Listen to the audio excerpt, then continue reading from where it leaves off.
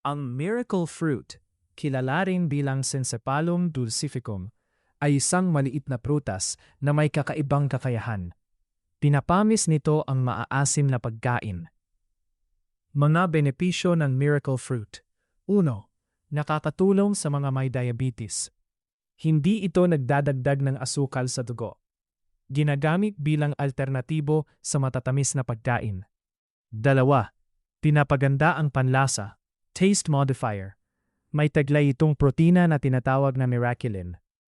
Ginagawa nitong matamis ang maaasim na pagkain tulad ng kalamansi o suka. 3. Nakakatulong sa may sakit, lalo na cancer patients. Para sa mga sumasailalim sa chemotherapy, nakakatulong ito para maibalik ang ganang kumain. 4. Nakakatulong sa pagbabawas ng timbang.